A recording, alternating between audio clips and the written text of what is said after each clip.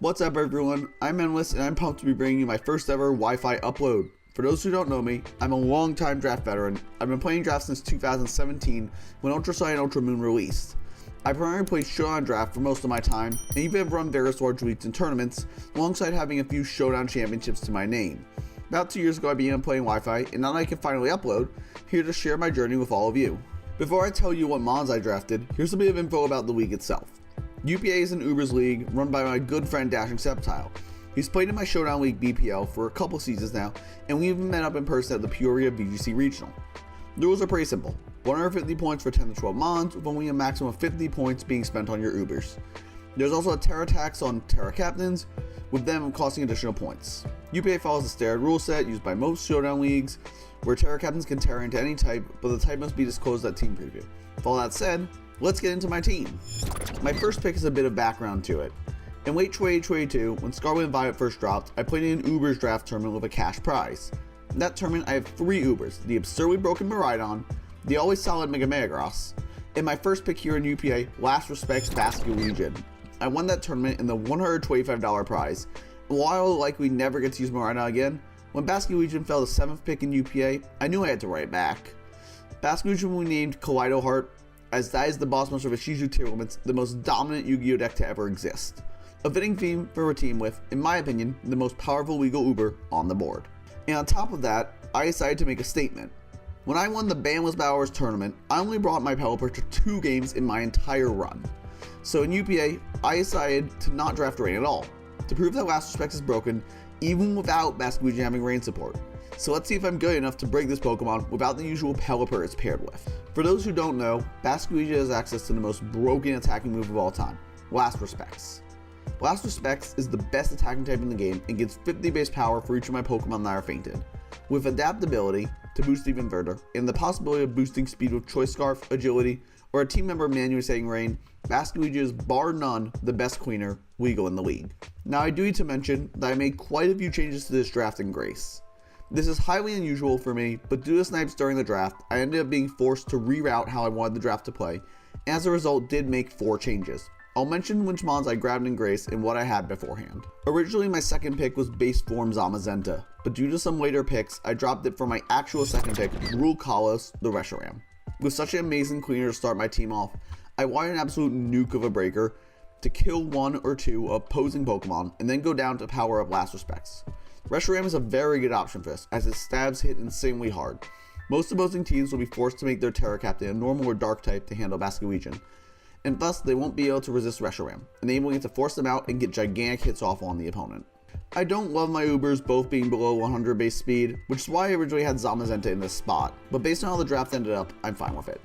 I have some solid speed coming later to make up for it anyway. You'll see later that I had another fire type nuke, but to make things work I had to drop it.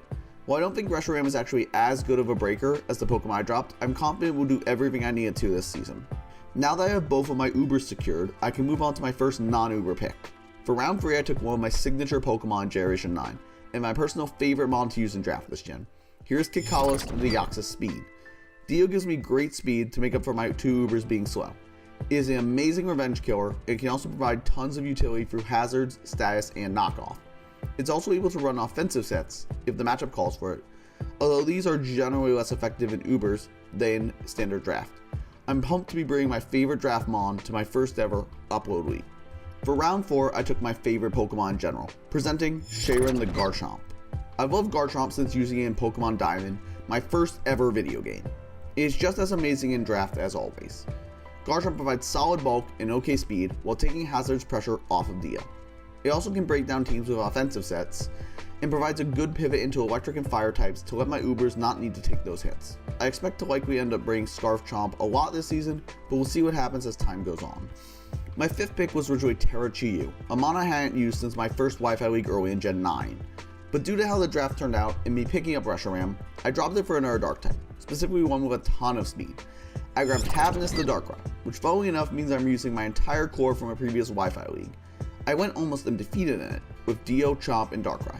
I'm a big fan of Darkrai this gen, with the 125 speed giving it lots of opportunities to fire off big hits or status the opponent. I really like its ability to put things to sleep here, as well, because that opens up opportunities to set up with Darkrai or my other Pokemon, or even incapacitate a Basket Legion response for the endgame. I am slightly worried about my ghost just being so frail, but hopefully I can out-offense opposing ghost and dark types. By round 6, most of the best steel types were gone, so I made sure to grab one of the last remaining solid ones. Here is Merly the Jirachi. You probably noticed so far that my team is very offensive. While I don't normally play such a hyper-offensive team style, I believe I have the skill to make it work this season. Jirachi does give me a bit of defensive backbone, with its ability to pivot into many threats. It also provides amazing support capabilities, with more hazards, Healing Wish especially, and the ability to paralyze opponents so Basilisk and Reshiram can outspeed and KO them. It also is one of my main momentum users, allowing me to gain my breakers to punch the holes I need them to. Originally for round 7 I snagged Base Tornadus, in order to provide Prankster Tailwind and Rain Dance to my team, and more momentum.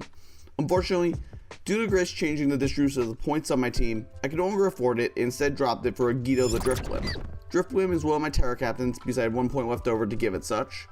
Driftblim provides hazard remove with defog and more momentum with baton pass, alongside lots of status spraying capabilities and actual fighting and ground switching. There are also some really cool techs you can pull off with Umburian Nubers, but I'm going to keep those under wraps for now. You'll just have to wait and see for those. In round 8, I desperately needed hazard removal for what was then my Chi-Yu and later my Reshiram. I also didn't have Driftblim, so I had literally 0 removal options at this time. With that in mind, I decided to take Kelbeck the Quaquaval. Quaquaval is my primary Terra captain, as during Grace, when I dropped Chi-Yu, I used the points from its Terra attacks along with a few more to give the duck Terra capabilities. Quaquaval is my primary hazard removal, but it also has the ability to clean late games or break in the mid game.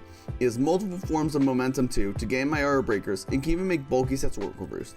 I haven't used Terra Quaquaval on Wi-Fi since my first Wi-Fi league, the same one I had Chi-Yu in, and I'm very excited to use it again in the UPA. For my round 9 pick, I decided to take the support Tornadus provided since I knew I would be dropping it in Grace. The only Pokemon I could afford that gave me these capabilities was Keldo the Murkrow, for 1 point. I actually think Murkrow fits really well here, with U-Turn and Prankster Rain, Tailwind, and T-Wave. I don't know how often I will be able to afford to bring it, but the threat of it enabling the rest of my team will force prep for my opponents at minimum. Originally for my final pick, I had Tarantula for webs, but in Grace I traded out for Mudora the Wigglytuff. Upon looking at matchups, I determined that webs were inviable in almost all of them. Instead, I decided to grab a normal type for ghosts and a fairy in general. Wigglytuff doesn't do much else, but with a lot of really strong ghosts running around in Ubers, the insurance it provides against them will be invaluable to my team.